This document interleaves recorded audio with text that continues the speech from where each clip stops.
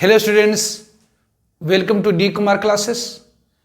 तो आज हम लोग सरफेस केमिस्ट्री लेक्चर नंबर 2 करेंगे और आज के लेक्चर में हम लोग डिस्कस करेंगे adjacent isotherm, adjacent isobar, adjacent from solution phase और उससे रिलेटेड कुछ क्वेश्चंस हम लोग करेंगे।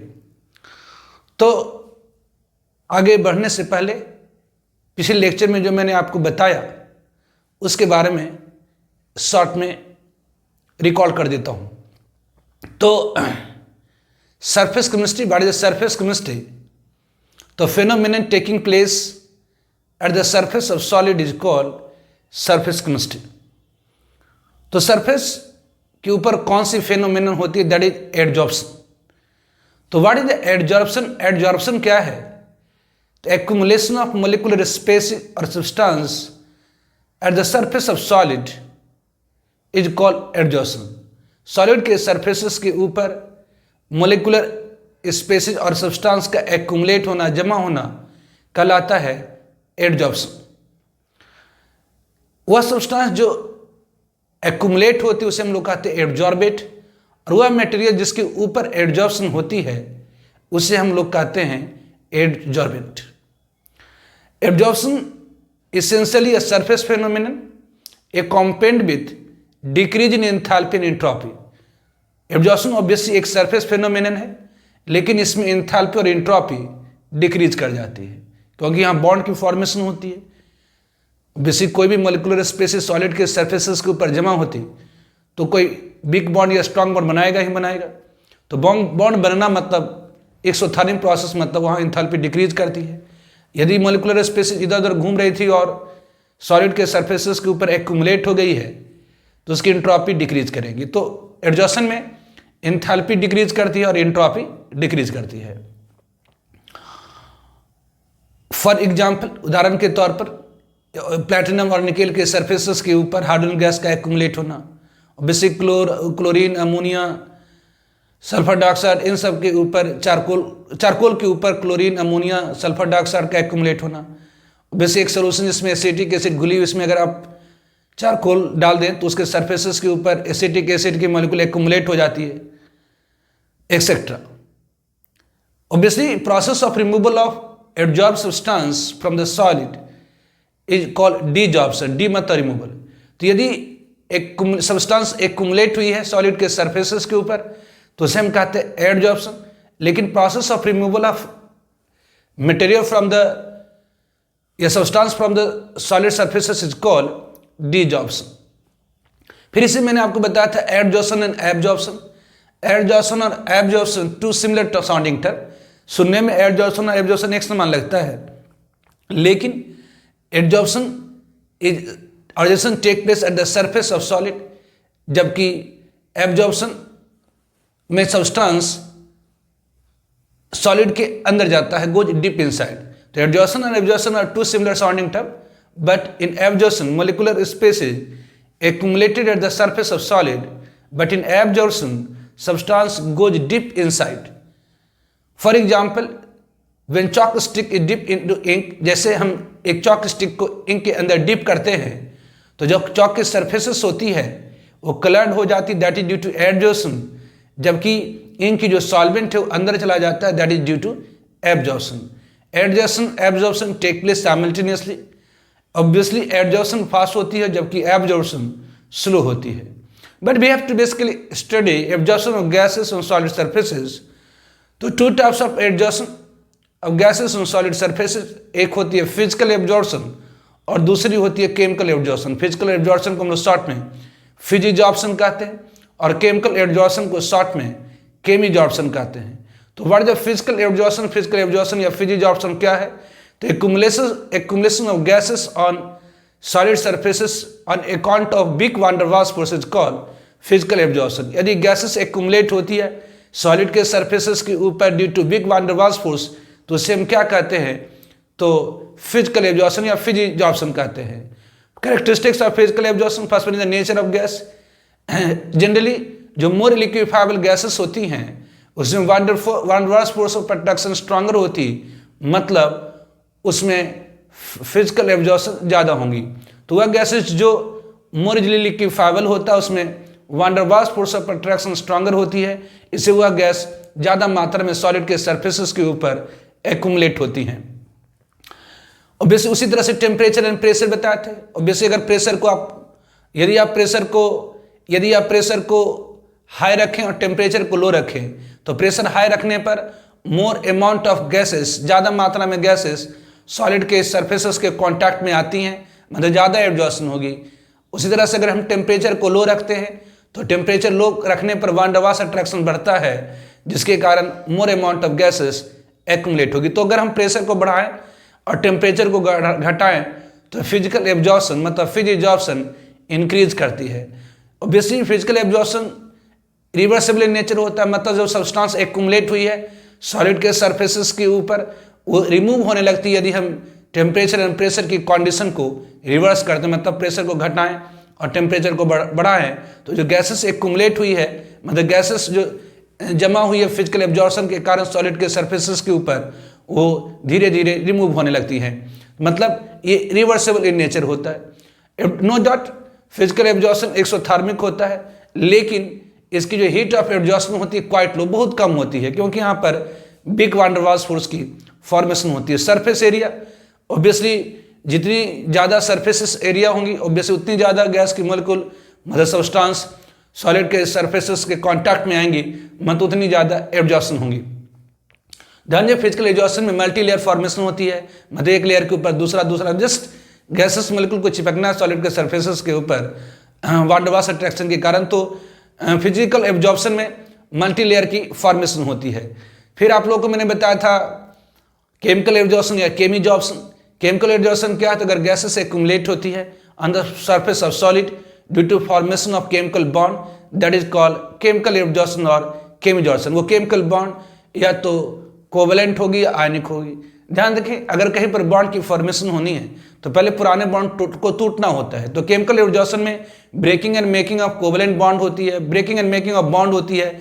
इस कारण से ऑब्वियसली इसमें टेम्परेचर हाई रिक्वायर्ड होता है, मतलब ये एक्टिवेटेड एब्जॉर्प्शन कहलाता है। तो obviously chemical absorption is also called activated absorption, क्योंकि यहाँ पर एक्टिवेशन एनर्जी हाई होती है, क्योंकि बॉन्ड को तोड़नी है तभी नई बॉन्ड बनेगी, क्योंकि केमिकल एब्जॉर्प्शन में बॉन्ड की फॉर्मेशन होती है कोवेलेंट और आयनिक बॉन्ड की फॉर्मेशन होती है, इसलिए बॉन्ड टूटेंगे फिर बनेंगे, मतलब ये एक्टिवेटेड एब्जॉर्प्शन है।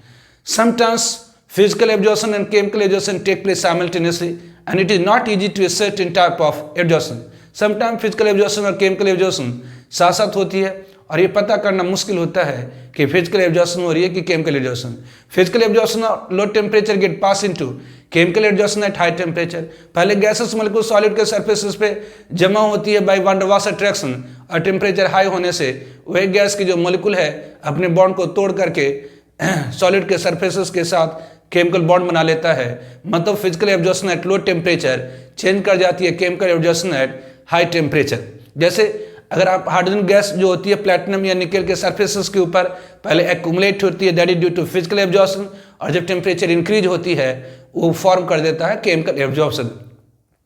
फिर मैंने बताया था characteristics of chemical absorption, chemical absorption की कैरेक्टरिस्टिक्स। तो इसमें आपको मैंने बताया कि पहली नेचर ऑफ गैस, तो केमिकल एब्जॉर्प्शन हाईली स्पेसिफिक होती है, वहीं पर होती है जहां पर केमिकल बॉन्ड फॉर्मेशन की संभावना होती है, हर जगह नहीं होती। मतलब जो केमिकल एब्जॉर्प्शन होती है स्पेसिफिक होती है, जबकि फिजिकल एब्जॉर्प्शन के स्पेसिफिक नहीं होती है। ऑब्वियसली टेम्परेचर एंड प्रेशर बढ़ाने से मोर गैस की मोलिक्यूल सॉलिड के सरफेसेस के कांटेक्ट में आएंगे, तो ज़्यादा चाहे फिजिकल एब्जॉर्प्शन या केमिकल एब्जॉर्प्शन ज़्यादा होता है। जबकि केमिकल एब्जॉर्प्शन में टेम्परेचर बढ़ाने से बॉन्ड पुराने टूटेंगे और नए बॉन्ड बनेंगे, मतलब ऑब्वियसली यहाँ पर क्या होगी, तो टेम्परेचर बढ़ाने से केमिकल एब्जॉर्प्शन इंक्रीज करती है। इरिवर्सिबल नेचर होता है, मतलब एक बार केमिकल बॉन्ड बन गई, मतलब अगर गैसेस मोलिक्यूल सॉलिड के सरफेसेस के ऊपर केमिकल बॉन्ड बना करके चिपक गया, और अगर आप condition of temperature and pressure को रिवर्स करेंगे, मतलब टेम्परेचर को घटाना शुरू कर देंगे, तो जो गैस केमिकल बॉन्ड बना चुका है वो हटेगा नहीं, मतलब ये क्या होती है, इरिवर्सिबल इन नेचर होती है। फिर बताए थे heat of absorption. Obviously chemical absorption की जो हीट ऑफ एब्जॉर्प्शन होती है क्वाइट हाई होती है, क्योंकि यहाँ पर केमिकल बॉन्ड की फॉर्मेशन होती है। ऑब्वियसली सरफेस एरिया, जितनी ज़्यादा सरफेस एरिया होंगी उतनी ज़्यादा गैस की मॉलिक्यूल सॉलिड के कांटेक्ट में आएंगे, सॉलिड सरफेस के कांटेक्ट में आएंगे, मतलब उतनी ज़्यादा, चाहे फिजिकल एब्जॉर्प्शन या केमिकल एब्जॉर्प्शन है, ज़्यादा होंगी। फिर आपको मैंने कंपैरिजन बताया था फिजिकल एब्जॉर्प्शन और केमिकल एब्जॉर्प्शन में, और हम लोग डिस्कस करेंगे absorption isotherm and absorption isobar. तो first one is the absorption isotherm, absorption isotherm. तो जैसा नाम में है, आइसो मतलब होता सेम, थर्म मतलब टेम्परेचर। आइसो मतलब सेम मतलब कांस्टेंट, फिक्स्ड, थर्म मतलब टेम्परेचर। तो एब्जॉर्प्शन आइसोथर्म क्या है? तो it is basically variation, it is basically, ये बेसिकली क्या है? It is basically variation, it is basically variation of, it is basically variation, basically क्या है? तो वेरिएशन है किसकी? तो variation of amount of gas, variation of amount of gas absorbed by unit mass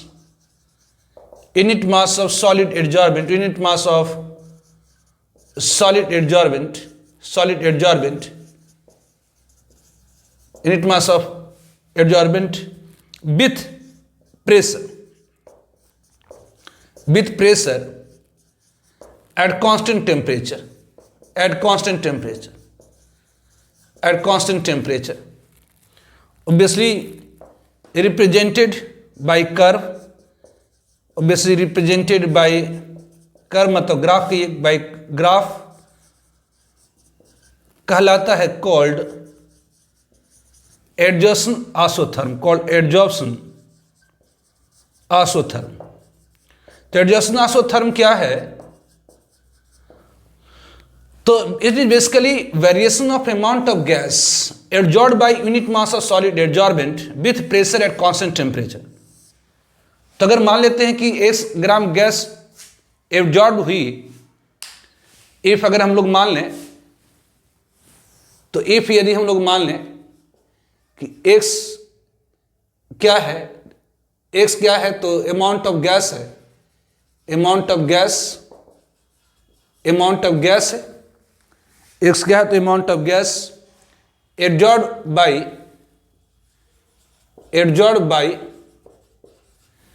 m gram of absorbent, m gram of absorbent.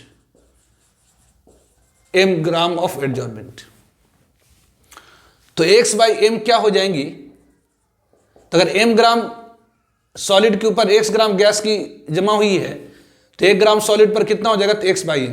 तो x by m क्या है? तो amount of gas absorb by unit mass of solid absorbent, तो अगर यदि हम लोग मान लें कि x क्या है? तो अमाउंट ऑफ गैस है जो एब्जॉर्ब हुई है on m gram of absorbent. तो m ग्राम सॉलिड के ऊपर अगर x ग्राम गैस जमा हुई, m ग्राम सॉलिड के ऊपर अगर x ग्राम गैस की जमा हुई, तो 1 ग्राम सॉलिड के ऊपर कितना हो? तो x बाई m। तो x बाई m क्या हुआ? तो amount of gas absorb by unit mass of solid absorbent. तो एक होती है Freundlich adsorption isotherm, obviously Freundlich adsorption isotherm. तो फ्रेंडली एडजॉर्प्शन आइसोथर्म क्या है? तो it is obviously given, Freundlich साहब ने इन 1909 एक इंपीरिकल रिलेशनशिप दी, एक सिंपलेस्ट रिलेशनशिप दिया between amount of gas absorb by unit mass of solid absorbent with pressure at constant temperature assumed formation of multilayer. तो ऑब्वियसली 1909 ईस्वी में फ्रेंडलिज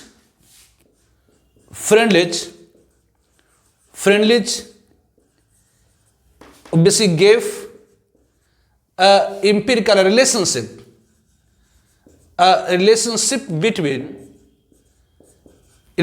between amount of gas amount of gas absorbed by unit mass of solid adsorbent with pressure at constant temperature,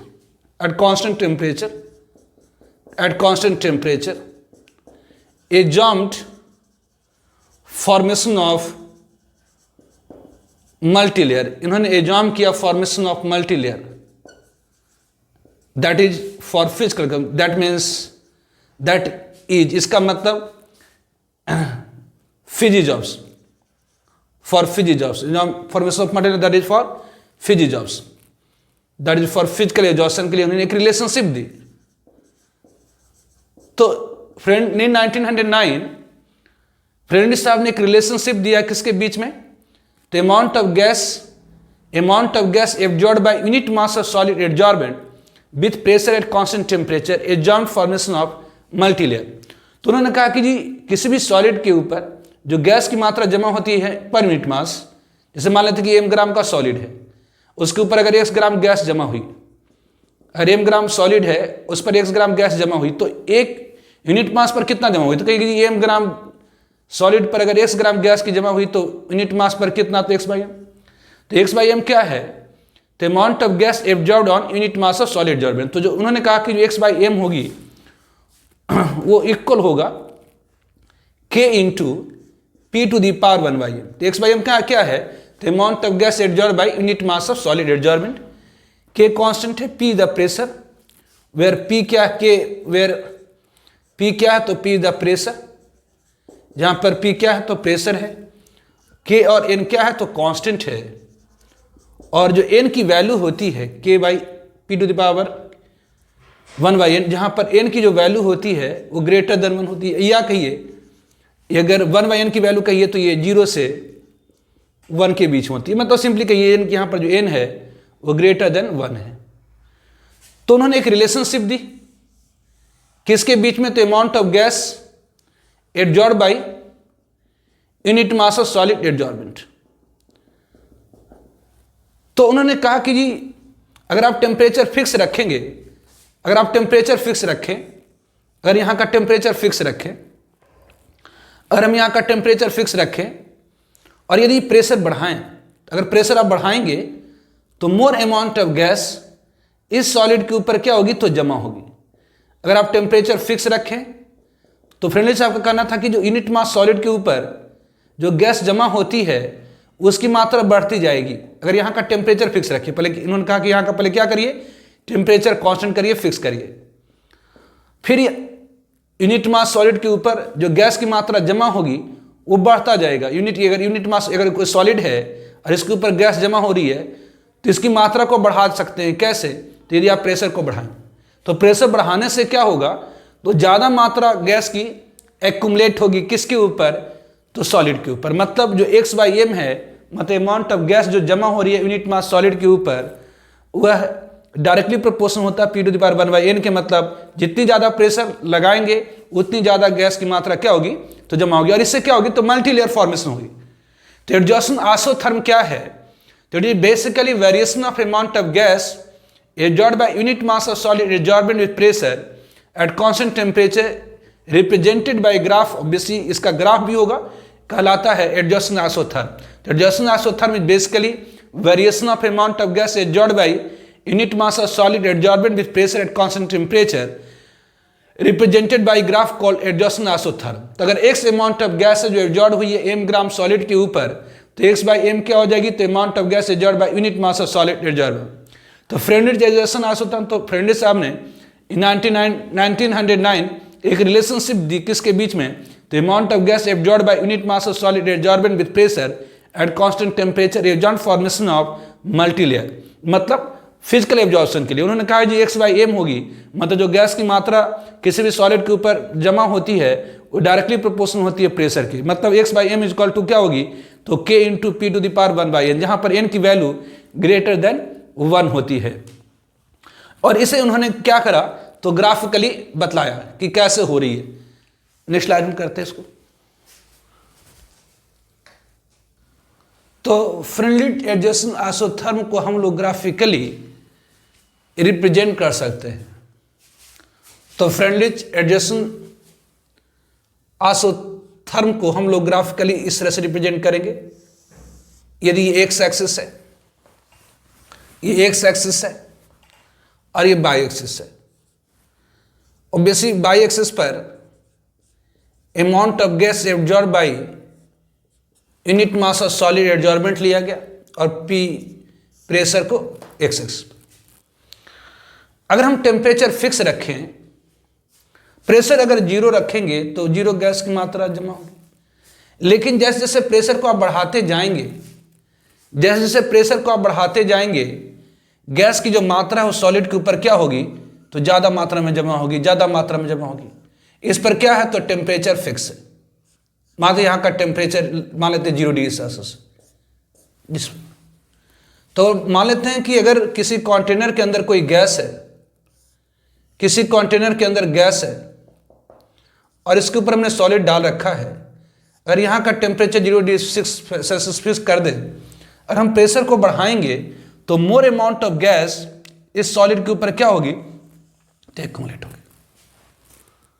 कि temperature यहाँ का घटा करके, अगर मान लेते हैं अगर यहाँ का टेम्परेचर घटा करके -29 डिग्री सेल्सियस कर दे, मान लेते हैं कि यहाँ का टेम्परेचर घटा के क्या कर दे, तो -29 डिग्री सेल्सियस कर देते हैं। तो अगर हम यहाँ का टेम्परेचर घटा करके -29 डिग्री सेल्सियस कर दें तो आप जानते हैं टेम्परेचर घटाने से वन डे वाश अट्रैक्शन बढ़ती है। इसका मतलब मोर अमाउंट ऑफ गैस इसी टेम्परेचर, अब देखिए हमने कुछ नहीं करा, प्रेशर पहले जैसा ही रखे, टेम्परेचर सिर्फ घटा दिए। अब टेम्परेचर यहाँ का फिक्स कर दिए -29, तो जब माइनस टेम्परेचर में कर दिए मतलब टेम्परेचर आपने घटा दिया तो वन डे वाश अट्रैक्शन बढ़ जाएंगे। मतलब उसके बाद अगर आप प्रेशर बढ़ाएंगे तो और ज़्यादा तेजी से गैस जमा होगी, और ज़्यादा तेजी से गैस की अमाउंट जमा होगी सॉलिड के सरफेसेस के ऊपर बाय फिजिकल एब्जॉर्प्शन। और अगर जी यहाँ का टेम्परेचर अगर मान लेते हैं -29 डिग्री सेल्सियस पर, मतलब इस कर्व पर कहीं भी चले जाएंगे टेम्परेचर -29 डिग्री सेल्सियस। अब यहाँ का टेम्परेचर और घटा दीजिए, मान लेते हैं कि -58 डिग्री सेल्सियस कर दे, और अब यहाँ का टेम्परेचर -58 डिग्री सेल्सियस कर दीजिए और उसके बाद अगर प्रेशर बढ़ाइएगा तो और ज़्यादा तेजी से गैस जमा होगी। मतलब आप क्या कर सकते हैं कि जैसे जैसे आप टेम्परेचर को, जैसे जैसे आप प्रेशर को बढ़ा दीजिए, इस कर्व पर क्या है तो टेम्परेचर 0 डिग्री सेल्सियस है, मतलब यहाँ टेम्परेचर आपने फिक्स रखा है, इस कर्व पर टेम्परेचर फिक्स है, लेकिन प्रेशर बढ़ाने से क्या हो रही है, तो ज़्यादा गैस की मात्रा जमा हो रही है सॉलिड के सरफेस के ऊपर। इस कर्व पर टेम्परेचर क्या तो फिक्स है, तो इस कर्व पर टेम्परेचर फिक्स है, इस कर्व पर टेम्परेचर फिक्स है, प्रेशर बढ़ाने से क्या हो रही है, तो ज़्यादा मात्रा गैस में की जमा हो रही है। वैसे ये टेम्परेचर फिक्स है, इस कर्व पर चले जाए तो टेम्परेचर इस कर्व पर के ऊपर कितनी है, तो -58 डिग्री सेल्सियस है। तो लेकिन प्रेशर बढ़ाने से और ज़्यादा तेजी से गैस जमा हो रहा है। तो ऑब्वियसली टेम्परेचर यहाँ पर अगर 0 डिग्री सेल्सियस रखा है और प्रेशर बढ़ा रहे हैं तो गैस की मात्रा जमा हो रही है, और आप टेम्परेचर और घटा करके प्रेशर बढ़ा रहे हैं तो और ज़्यादा तेजी से गैस जमा हो रहा है। टेम्परेचर और घटा करके अगर आप प्रेशर बढ़ा रहे हैं तो और ज़्यादा मात्रा में गैस जमा हो रही है। तो ये कहलाता है, इस कर्व को हम लोग कहते हैं एडजॉर्प्शन आइसोथर्म। इस कर्व पर टेम्परेचर क्या है तो फिक्स है। तो ये कर्व क्या बताता है, तो variation of amount of gas with pressure at constant temperature. तो ये इसको हम कहते हैं एडजॉर्प्शन या फ्रेंडली एडजॉर्प्शन आइसोथर्म कह सकते हैं। एडजॉर्प्शन आइसोथर्म ये क्या हो गया, तो एडजॉर्प्शन आइसोथर्म हो गया। ये किसके लिए है, तो ऑब्वियसली फॉर फिजिकल एब्जॉर्प्शन के लिए है। और फिजिकल एब्जॉर्प्शन के लिए फ्रेंडली साहब ने क्या रिलेशनशिप दी है, x/m = k × p⁻1/n। ऑब्वियसली से और भी दूसरे तरीके से भी ड्रॉ किया जाता है कि जी x/m = क्या हो गई, तो k × p⁻1/n।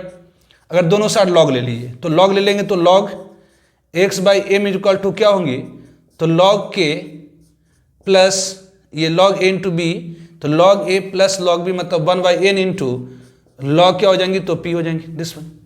तो ऑब्वियसली यहाँ पर इस तरह से ग्राफ ड्रॉ कर सकते हैं। ये log यहाँ पर लेस फ्रेंडली एडजॉर्प्शन आइसोथर्म को यहाँ पर log x/m = क्या होगी, तो ये 1/n into log p plus ये log क्या होगी, तो k होगी। तो log x/m को अगर हम y एक्सिस पे ले लें तो ये y हो जाएगा, ऑब्वियसली 1/n को अगर हम लोग 1/n को अगर हम लोग मान लेते हैं m मान लेते हैं, log m को हम लोग मान लेते हैं x, तो बाई RSM मान लेते हैं कांस्टेंट c, तो ये क्या हो गई, तो by is equal to mx plus c। That is equation of straight line having intercept. मतलब इसको आप फ्रेंडली एडिशन आइसोथर्म को ही आप इस तरह से भी दिखला सकते हैं, दिस वन, ये इस तरह से ये कर्व आ जाएगा, ये हो गई। ऑब्वियसली इसके ऊपर क्या है, तो ये आपकी एक्स एक्सिस है, ये आपकी बाई एक्सिस है। बाई एक्सिस पर आपने क्या है लिया है, तो log x बाई m, और एक्स एक्स पर आपने क्या लिया है, तो log p। तो ये आप जाएगा y equal to mx plus, जिसका ये इंटरसेप्ट है कितना, तो log k। तो इस तरह से भी दिखला सकते हैं कौन तो फ्रेंडली एडिशन आइसोथर्म। दूसरा होता है लैंगमुर एडजस्टेंट आइसोथर्म। दूसरी क्या होती है, तो लैंगमुर एडजस्टेंट आइसोथर्म। दूसरी है लैंगमुर एडजस्टेंट आइसोथर्म। तो लैंगमुर एडजस्टेंट आइसोथर्म क्या है, तो इट इज बेसिकली, दूसरा है लैंगमुर adjacent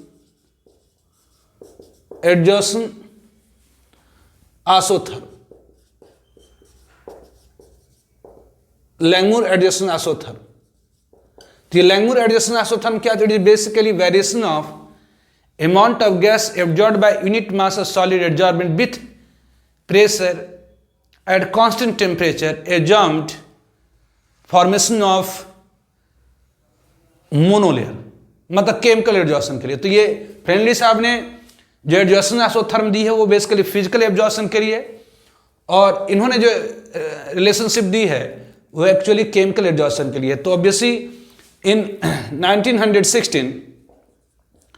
1916 Langmuir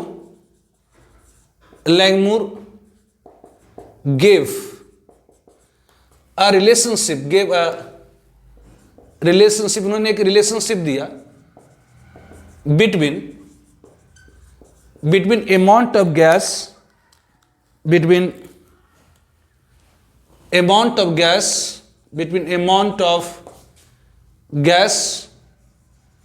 absorbed by unit mass of solid adsorbent, unit mass of solid adsorbent with pressure at constant temperature, assumed formation of monolayer, assumed formation of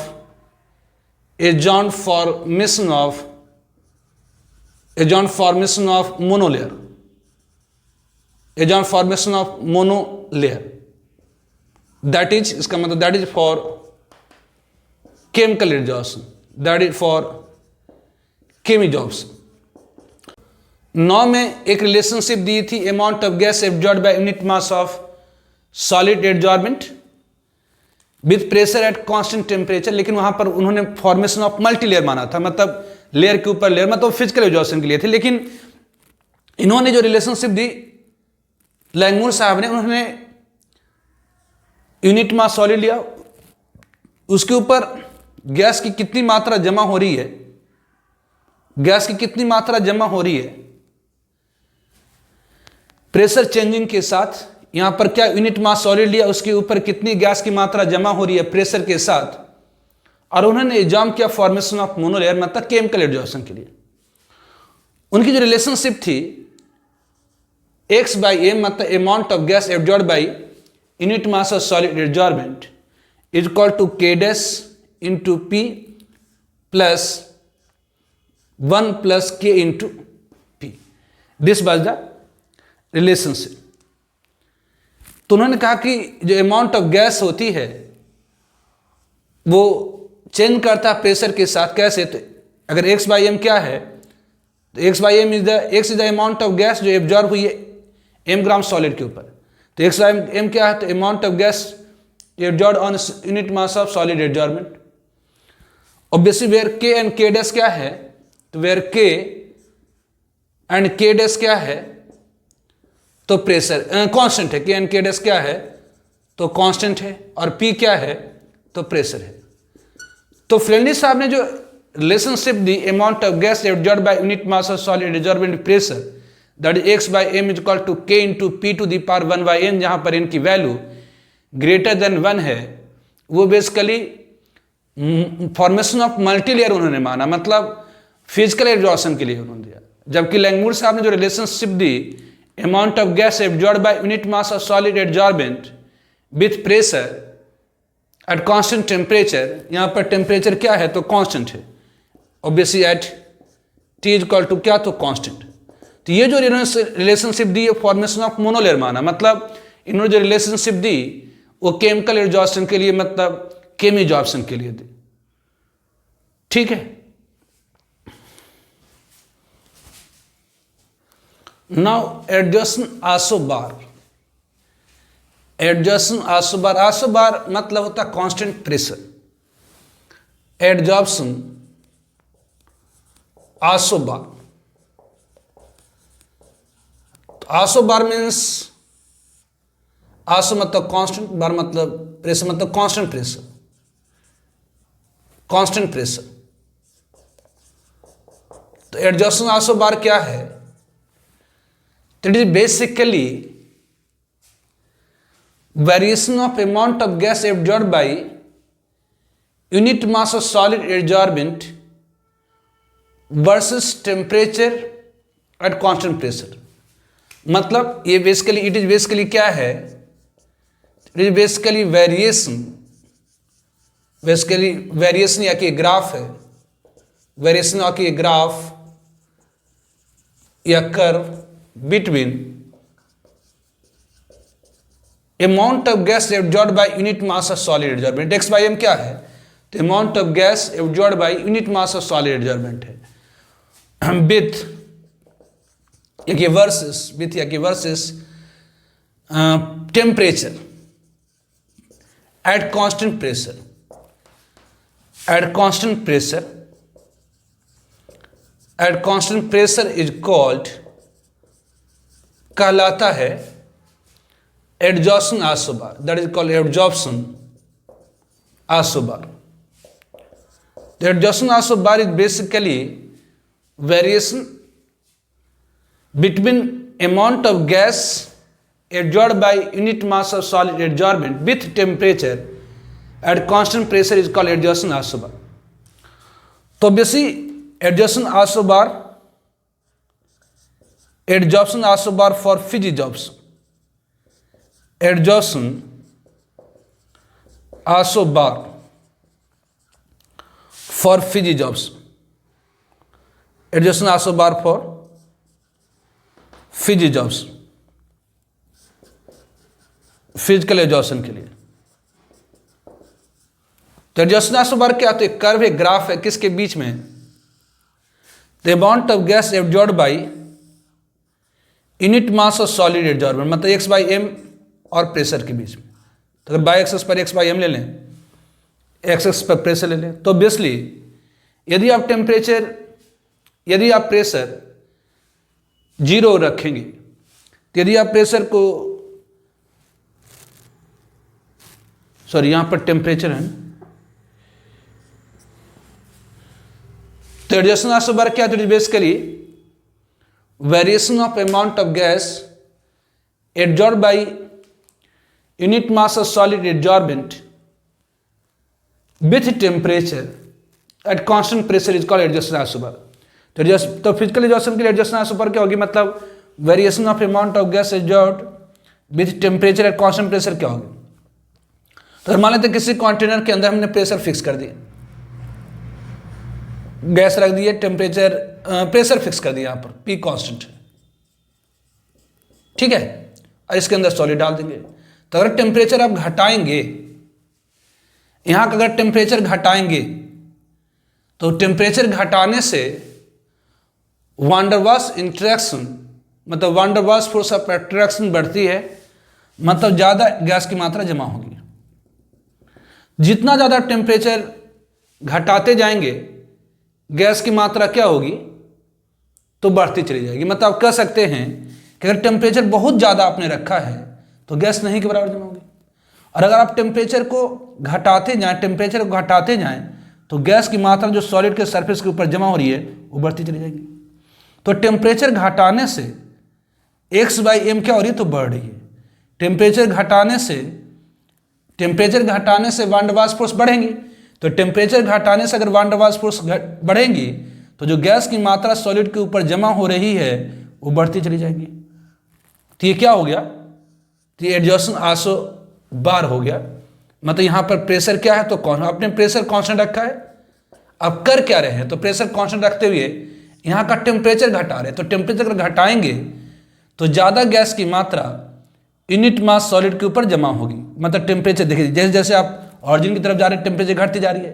तो जैसे जैसे आप temperature घटाते जाएंगे तो गैस की ज़्यादा मात्रा सॉलिड के ऊपर जमा होगी। तो it is adsorption isobar for physi absorption. ये आपके किसके लिए हो गया, तो फिजी एब्जॉर्प्शन मतलब फिजिकल एब्जॉर्प्शन के लिए हो गया। Now adsorption isobar for chemi absorption, adsorption isobar for chemical absorption. Adsorption isobar for chemical absorption, chemi absorption. तो adsorption isobar for chemi absorption मतलब केमिकल एब्जॉर्प्शन। तो केमिकल एब्जॉर्प्शन में क्या होती है, तो यदि आप टेम्परेचर लो रखेंगे तो बॉन्ड टूटेगा ही नहीं। अगर आप टेम्परेचर लो रखेंगे,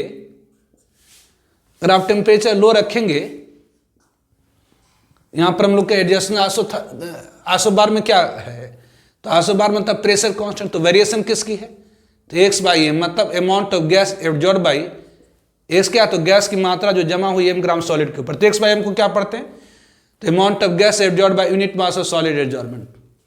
तो x/m वर्सेस टेम्परेचर। तो adsorption isobar for chemi absorption, तो adsorption isobar for chemi absorption क्या है, तो यहां पर गैस की मात्रा जमा हो रही है यूनिट मास सॉलिड एब्जॉर्बमेंट के ऊपर with temperature at constant pressure. तो यहाँ adsorption isobar for chemi absorption, chemical absorption के लिए एडजॉर्प्शन आइसोबार। तो बेसी केमिकल एब्जॉर्प्शन में आपने देखा है कि केमिकल बॉन्ड की फॉर्मेशन होती है, और केमिकल बॉन्ड बनने के लिए पहले पुराने बॉन्ड तोड़ने होते हैं, और पुराने बॉन्ड को तोड़ने के लिए आपको एनर्जी लगेगा। मतलब अगर आप टेम्परेचर लो रखेंगे, अगर टेम्परेचर बहुत कम रखेंगे तो बहुत कम गैस की मात्रा सॉलिड सरफेसेस के ऊपर जमा होगी बाय केमिकल एब्जॉर्प्शन। क्योंकि केमिकल बॉन्ड बनाना है, अगर गैस को सॉलिड के सरफेसेस के ऊपर केमिकल बॉन्ड बनाना है तो पुराने बॉन्ड तोड़ने होंगे, और पुराने बॉन्ड को तोड़ने के लिए एनर्जी चाहिए, मतलब टेम्परेचर चाहिए। मतलब लो टेम्परेचर पर बहुत कम गैस की मात्रा जमा होगी, लेकिन जैसे जैसे आप टेम्परेचर बढ़ाते जाएंगे गैस की मात्रा, टेम्परेचर बढ़ाने से क्या होगा, तो ज्यादा बॉन्ड टूटेगा मतलब ज्यादा बनेगा केमिकल एब्जॉर्प्शन, ज्यादा बॉन्ड टूटेगा मतलब ज्यादा बनेगा केमिकल एब्जॉर्प्शन, ज्यादा बॉन्ड टूटेगा मतलब ज्यादा बनेगा केमिकल एब्जॉर्प्शन, और कुछ टेम्परेचर के बाद सैचुरेशन आ जाएगी। और बहुत ज्यादा आप टेम्परेचर कर देंगे, अगर बहुत ज्यादा टेम्परेचर कर देंगे तो जो बॉन्ड बना है वो क्या होने लगेगा, टूटने लगेगा। तो ये क्या हुआ, तो ये एडजॉर्प्शन आइसोबार। यहां पर आपने प्रेशर क्या रखा है, तो कांस्टेंट रखा, यहां पर प्रेशर आपने क्या रखा, तो कांस्टेंट रखा। तो ये कहलाएंगे क्या, तो adsorption isobar for chemi absorption. ये क्या कहलाती हैं, adsorption isobar for chemi absorption, chemical absorption के लिए। एक होता है एडजॉर्प्शन आइसोस्टर एडजॉर्प्शन, एक होता है एडजॉर्प्शन आइसोस्टर। ये क्या है, तो ये वेरिएशन है, ये वेरिएशन मतलब ग्राफ है between temperature and pressure, temperature with pressure for fixed amount of gas, for fixed amount of gas, for fixed amount of gas, for fixed amount of gas absorbed, for fixed amount of gas absorbed, for fixed amount of gas absorbed at unit mass of solid adsorbent। तो यदि adsorption isotherm क्या आती है, graph है, adsorption isoster क्या आती है, graph है, किसके बीच में, तो ये ग्राफ है किसके बीच में, तो प्रेशर और टेम्परेचर के बीच में, प्रेशर और टेम्परेचर के बीच में। किसके लिए, तो for fix X by M, मतलब अगर एक्स बाई एम फिक्स रखे तो अगर टेम्परेचर प्रेशर बढ़ाएंगे तो इस तरह से रिलेशनशिप आता है, एक लीनियर रिलेशनशिप आती है। टेम्परेचर भी बढ़ाएं प्रेशर भी बढ़ाएं तो जो गैस की मात्रा है यूनिट मास सॉलिड एब्जॉर्बेंट के ऊपर बढ़ती, यहाँ पर एक्स बाई एम क्या है, तो फिक्स है, मतलब गैस की मात्रा फिक्स रखना है। इस तरह से यहाँ का प्रेशर और टेम्परेचर फिक्स करिए ताकि इसके ऊपर जो गैस की मात्रा जमा हुई है वो हमेशा फिक्स रहे। मतलब यहाँ का टेम्परेचर एंड प्रेशर इस तरह से एडजस्ट करिए ताकि गैस की मात्रा यूनिट मास के ऊपर जो जमा हुई है वो फिक्स रहे, मतलब घटे बढ़े नहीं। जो गैस की मात्रा सॉलिड के ऊपर जम गई है, एक्युमुलेट हो गई है, वो फिक्स रहना चाहिए, मतलब ऐसा प्रेशर टेम्परेचर सेट करिए। तो एक कर्व को हम लोग क्या कहते हैं, एडजॉर्प्शन आइसोस्ट। तो एडजॉर्प्शन आइसोथर्म क्या है, तो variation of amount of gas absorbed by unit mass of solid with pressure at constant temperature. तो एडजॉर्प्शन आइसोथर्म में टेम्परेचर कांस्टेंट होगी, मतलब वेरी क्या करेगा, X by M versus pressure. दो रिलेशनशिप है, एक फ्रेंडली एडजॉर्प्शन आइसोथर्म है जो फिजिकल एडजॉर्प्शन के लिए है, और दूसरा लैंगमूर एडजॉर्प्शन आइसोथर्म है जो केमिकल एडजॉर्प्शन के लिए। दूसरा एडजॉर्प्शन आइसोथर्म ये क्या है, तो ये variation X by M versus temperature at constant pressure. एक फिजिकल एडजॉर्प्शन के लिए, दूसरे केमिकल एडजॉर्प्शन के लिए, एक एडजॉर्प्शन आइसोथर्म। ना adsorption of solid from solution phase, next slide में करते हैं, adsorption of solid from solution phase. Now adsorption of solid from solution phase. ना adsorption of solid from solution phase मतलब solution में से सॉलिड की adsorption. तो adsorption of solid from solution phase, solid can absorb solid from solution phase. एक solid को absorb कर सकता है, एक्युमुलेट करा सकता है अपने सॉलिड सरफेसेस के ऊपर। Solid can absorb solid from solution phase also. For example when solution of acetic acid is सेकन with charcoal, मतलब एक सोल्यूशन है एसिटिक एसिड की, इस सोल्यूशन एसिटिक एसिड में अगर छोटा छोटा टुकड़ा यदि charcoal is the purest form of carbon, तो अगर चारकोल के टुकड़े को छोटे छोटे टुकड़े को अगर डाल दें तो इस चारकोल के टुकड़े के ऊपर एसिटिक एसिड की कुछ मॉलिक्यूल जमा हो जाती है, जिसके कारण जो कॉन्सेंट्रेशन होता है, जो सांद्रता होती है, जो गाढ़ापना होती है सोल्यूशन की, वो घट जाती है। तो कह रहा है कि adsorption of solid from solution phase, solution से सॉलिड की absorption. Solid can absorb solid from solution phase, solid अपने सरफेसेस के ऊपर सॉलिड को एक्युमुलेट करा सकता है। जैसे जब एसिटिक एसिड सोल्यूशन के अंदर चारकोल को डालते हैं और उसे सेक करते हैं तो some part of acetic acid accumulate हो जाती है, जमा हो जाती है किसके ऊपर, तो चारकोल के सरफेसेस के ऊपर, जिसके कारण जो कॉन्सेंट्रेशन होती है एसिटिक एसिड की सॉल्यूशन के अंदर घट जाती है। तो absorption of solid from solution phase, जब तो solid can absorb solid from solution phase. For example जब सॉल्यूशन ऑफ एसिटिक एसिड को हम लोग चारकोल के साथ सेक करते हैं, मतलब हिलाते डुलाते हैं, तो some part of acetic acid charcoal के सरफेसेस के ऊपर जमा हो जाती है, जिसके कारण सॉल्यूशन के अंदर एसिटिक एसिड की मात्रा घट जाती है, मतलब कॉन्सेंट्रेशन घट जाती है। The following observation can be made in case of absorption from solution phase. निम्नलिखित चीजें को आप देख सकते हैं, निम्नलिखित चीजों को आप देख सकते हैं जब एब्जॉर्प्शन होती है सॉलिड की सॉल्यूशन फेज से। The following observation can be made in case of adsorption from solution phase. The following observation can be made in case of adsorption from solution phase. First one, the extent of adsorption decreases with increase of temperature. जब solid जमा होती है solid के surfaces के ऊपर in solution phase, तो उसमें आप कुछ चीज़ों को देख सकते हैं कि अगर आप टेम्परेचर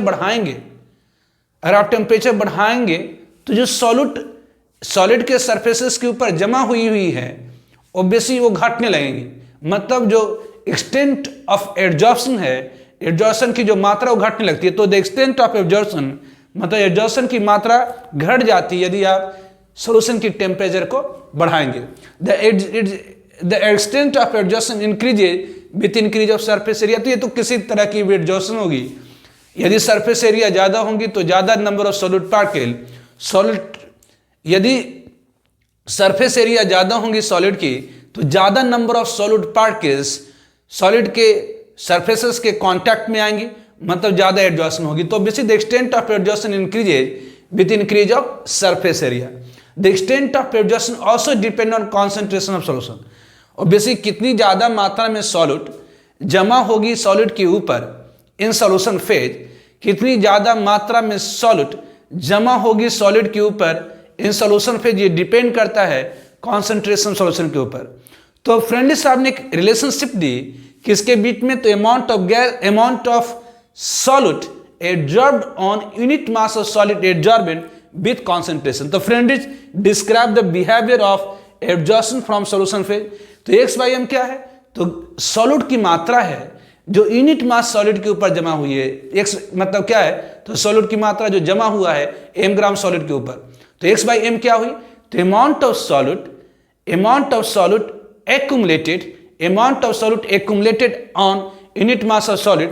तो रिलेशनशिप क्या है, x/m equal to k into C to the power 1/n, जहां पर c क्या है, तो कॉन्सेंट्रेशन ऑफ सॉल्यूशन है, मतलब मोलरिटी ऑफ सॉल्यूशन है, और k और n कांस्टेंट है जो डिपेंड करता है नेचर के ऊपर। जस्ट लाइक फिजिक्स जॉब्स में आप फिजिक्स जॉब्स में जैसे फ्रेंड साहब ने दिया था x/m equal to k into P to the power 1/n, बिल्कुल उसी तरह से यहाँ पर x/m इक्वल टू क्या होती है, तो k into C by 1/n, जहाँ पर x/m क्या है, तो amount of solid absorbed on unit mass of solid absorbent, c concentration है और kn कांस्टेंट है। kn कांस्टेंट जो कि डिपेंड करता है nature of absorbent and absorbent के ऊपर, मतलब जो सब्सटेंस जमा हो रही है और जिसके ऊपर जमा हो रही है उसके ऊपर डिपेंड करता है। तो दिस इज अ रिलेशनशिप।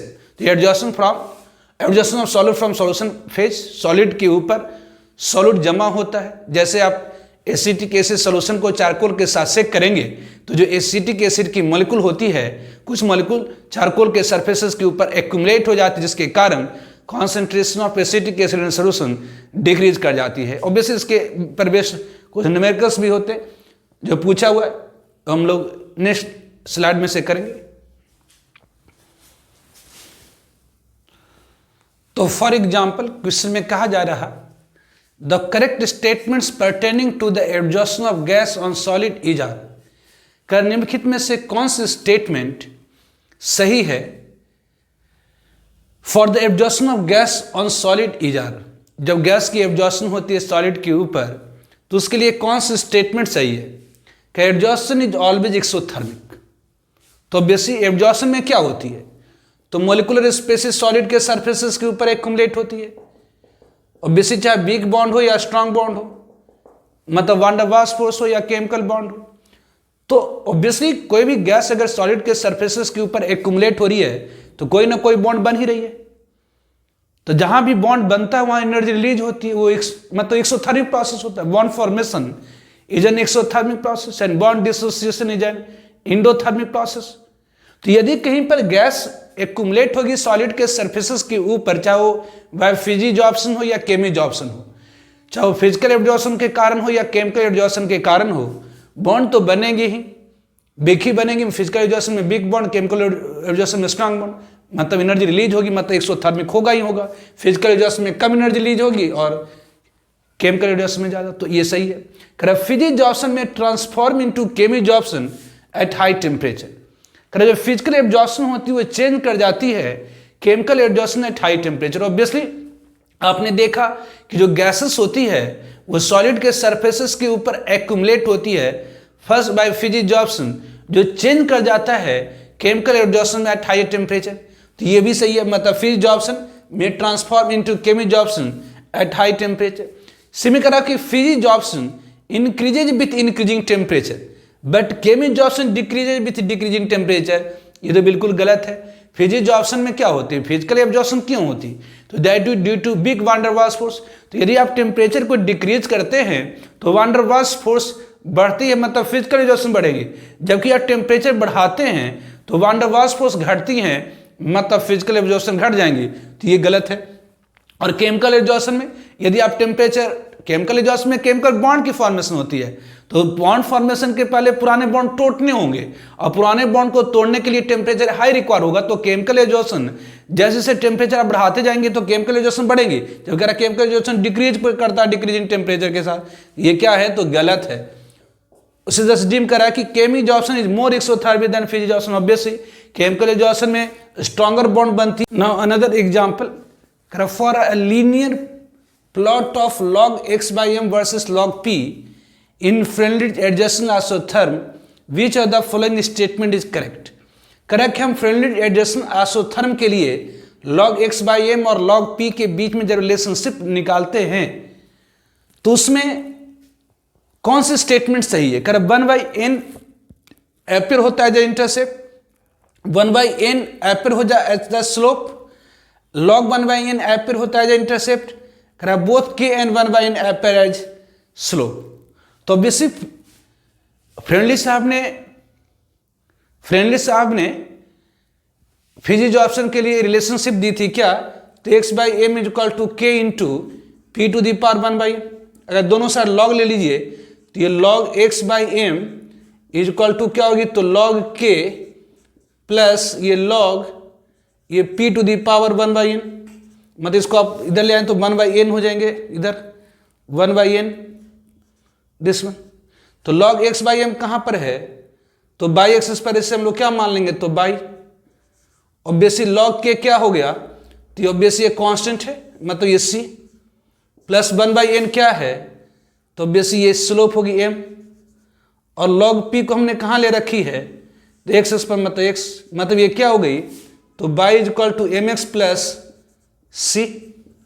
तो यहां पर जो आपका इंटरसेप्ट है इट इज व्हाट, तो इक्वेशन ऑफ स्ट्रेट लाइन जिसका इंटरसेप्ट क्या आ रहा है? तो c इज इक्वल टू कितना? तो log k। Y is equal to mx plus c में क्या होता है? तो c इंटरसेप्ट होता है। और स्लोप कौन सी होती है Y is equal to mx plus c में? तो m किसको आपने माना है? तो 1/n को। तो क्वेश्चन में कह रहा है कि अगर आप फ्रेंडली एडजस्टमेंट आइसोथर्म में log x by m और log p के बीच में जो लीनियर रिलेशनशिप आती है उसमें कौन सा स्टेटमेंट सही है? कह रहा 1/n एपियर इंटरसेप्ट, नहीं, इंटरसेप्ट log k है। Only 1/n appear slope, yes 1/n appear हो रहा है स्लोप की तरह। कह रहा log 1/n एपियर इंटरसेप्ट, नहीं, both k and 1/n appear slope, नहीं, स्लोप में सिर्फ क्या है? तो 1/n है। मतलब करेक्ट स्टेटमेंट कौन सी हो गई? तो बी। अनदर एग्जाम्पल, क्वेश्चन में कहा जा रहा कि 3 gram of activated charcoal was added to 50 millilitre of acetic acid solution जिसकी कॉन्सेंट्रेशन, जिसकी नॉर्मलिटी 0.06 n है in a flask. After an hour it was filtered and a strength of filtrate was found to be 0.042 n. The amount of acetic acid absorbed per gram of charcoal is। Question में कहा जा रहा है कि ऐसा है जी कि हमारे पास एसिटिक एसिड है। ये क्या है? एसिटिक एसिड सोल्यूशन है। एसिटिक एसिड क्या है? तो सोल्यूशन है। और बेसिक करें इसकी जो कॉन्सेंट्रेशन है, नॉर्मलिटी 0, ध्यान रखें मोलरिटी और नॉर्मलिटी में रिलेशनशिप होती है, molarity is equal to normality upon n factor. तो एसिटिक एसिड मोनोबेसिक एसिड है, मतलब इसकी n फैक्टर हो जाएगी 1। तो वैसे सॉलिड जिसकी n फैक्टर 1 होती है उसकी मोलरिटी और नॉर्मलिटी सेम होती है। तो यहाँ नॉर्मलिटी इतनी दी गई, मतलब इसकी मोलरिटी भी वही होगी, क्योंकि जो मोनोबेसिक एसिड होती है या मोनो एसिडिक बेस होता है, मतलब जिसकी n फैक्टर 1 होती है उसकी मोलरिटी और नॉर्मलिटी सेम होती है। तो यहाँ पर मोलरिटी कितनी है? इस एसिडिक सोल्यूशन की मोलरिटी है 0.06 है, और इसकी वॉल्यूम कितनी है? It's volume is equal to 50 millilitre. खैर इसमें क्या करते हैं तो चारकोल डाल देते हैं। इसमें क्या करते हैं तो चारकोल डाल देते हैं। इसमें क्या करें तो चारकोल डाल दिए, इसमें चारकोल डाल दिए, और 1 घंटे के बाद इसमें से चारकोल को निकालिए, फिल्टर कर दिए। खैर फिल्टर कर देने के बाद इसके अंदर जो मोलरिटी है ये आप अगर हम m1 कर दें वॉल्यूम V1, अब मोलरिटी जो इसके अंदर एसिटिक एसिड की है, मतलब नॉर्मलिटी 0.042 हो गई। तो मोलरिटी नॉर्मलिटी सेम ही होती है मोनो बेसिक एसिड के लिए, तो ऑब्वियसली यहाँ पर मोलरिटी कितनी हो जाएंगी, तो 0.042, और इसकी वॉल्यूम कितनी, तो 50 मिलीलीटर। तो क्वेश्चन में कहा जा रहा है कि 3 ग्राम एक्टिवेटेड चारकोल को, चारकोल कितना डाला गया, तो 3 ग्राम। एक्टिवेटेड मतलब जिसके ऊपर कुछ जमा हुआ नहीं है, तो फ्रेश है। तो 3 ग्राम ऑफ एक्टिवेटेड चारकोल को हमने ऐड करा 50 मिलीलीटर एसिटिक एसिड सोल्यूशन में, करा in a flask. After an hour it was filtered and the strength of the filtrate was found to be 0.042 N। The amount of acetic acid absorb per gram of charcoal, करा बताइए 1 gram charcoal के ऊपर कितनी मात्रा acetic acid की absorb हुई है। तो ऑब्वियसली पहले तो ये पता करें कि कुल चारकोल कितना जमा हुआ। तो वैसे अगर हम लोग यहां पर पूछें कि शुरुआत में number of moles of acetic acid कितनी थी, number of moles of acetic acid in solution initially कितना था। तो ऑब्वियसली अगर किसी सॉल्यूशन की वॉल्यूम पता है, मोलरिटी पता है, और उसके अंदर number of mole of solute निकालनी है, तो molarity into volume litre divide by 1000, मतलब that is equal to molarity कितनी है, तो 0.06 है, वॉल्यूम कितनी, तो 50 अपॉन ऑब्वियसली 1000, इतनी मोल थी शुरुआत में, इतनी मोल एसिटिक एसिड थी। ऑब्वियसली उसमें हमने चारकोल को डाल दिया, फिर चारकोल को फिल्टर कर लिए, तो जो number of moles of acetic acid, number of moles of acetic acid in solution finally कितनी होगी, तो number of moles of acetic acid in solution finally कितना रह गया, तो फाइनली मोलरिटी अगर M2 है, वॉल्यूम V2 है, डिवाइड बाय 1000, तो ये मोलरिटी कितनी है, तो यहां मोलरिटी 0.042 है, वॉल्यूम कितनी है, तो 50 अपॉन 1000। तो शुरुआत में इतनी मोल एसिटिक एसिड की थी सॉल्यूशन में, फाइनली इतनी मोल एसिटिक एसिड की है। तो शुरुआत में इतनी मोल एसिटिक एसिड की थी, फाइनली इतना मोल एसिटिक एसिड का सॉल्यूशन में है। तो कितना मोल एसिटिक एसिड जमा हो गया, तो number of moles of acetic acid accumulated, number of moles of acetic acid accumulated on charcoal, accumulate हुई चारकोल के ऊपर कितनी जमा हुई, तो शुरुआत में इतनी मोल थी, अब रह गई इतनी। शुरुआत में इतनी मोल एसिटिक एसिड की सॉल्यूशन में थे, अब रह गई इतनी। तो जमा कितना हो गया, तो 0.06 into 50 upon 1000 minus 0.042 into 50 upon 1000 मोल, इतनी मोल क्या हो गई, तो ये एक्युमुलेट हो गई है। मतलब that is equal to how much, तो ये 0.06 में से 0.042 को अगर सब्सट्रैक्ट करेंगे तो 0.018 इंटू 50 अपॉन 1000 मोल, इतनी मोल एसिटिक एसिड जमा हुई। तो इतनी मोल एसिटिक एसिड मतलब कितना ग्राम, तो mass of acetic acid accumulated, mass of acetic acid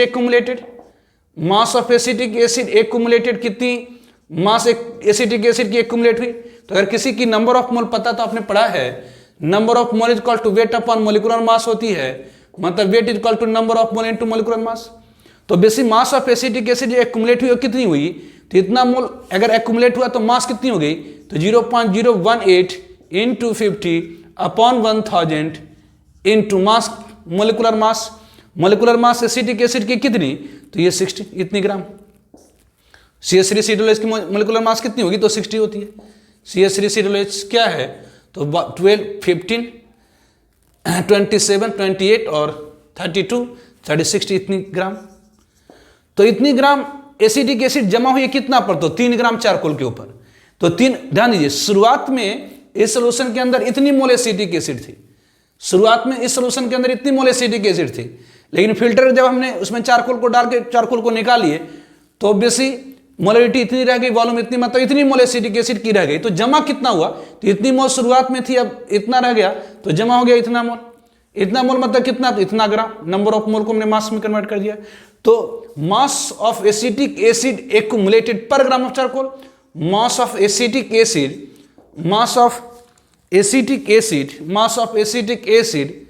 accumulated per gram of charcoal, per gram of charcoal 1 gram charcoal के ऊपर कितना एसिटिक एसिड एक्यूमुलेट हुई, तो बेसी इतना 3 ग्राम पर इतना, तो 1 ग्राम पर कितना, तो 0.018 इंटू 50 इंटू 60 अपॉन कितनी, तो 1000 इंटू वाट, तो ये 3 इतनी ग्राम इतना जमा हुआ। मतलब इसको आप सॉल्व करिए तो देखिए जी यहाँ पर क्या होगा, ये होगी 20, ये 20 होगी ना, और ये हो गया कितना जी, इसको रहने दीजिए, ये हो गया 100 1000, मतलब 18 इंटू 10⁻³ ग्राम। तो 10⁻³ को हम लोग क्या कहते, तो मिली, मतलब 18 मिलीग्राम। तो 1 ग्राम पर कितना चारकोल जमा, 1 ग्राम चारकोल पर कितना मिलीग्राम एसिटिक एसिड, तो भी। तो इस तरह के क्वेश्चंस आते हैं। तो ये हो गया आपका एडजॉर्प्शन। सरफेस केमिस्ट्री में थोड़ा सा और है कोलोइडल स्टेट, तो नेक्स्ट लेक्चर में कोलोइडल स्टेट कर देंगे, खत्म हो जाएगा सरफेस केमिस्ट्री, फिजिकल खत्म हो जाएगी। ठीक है, ओके बाय।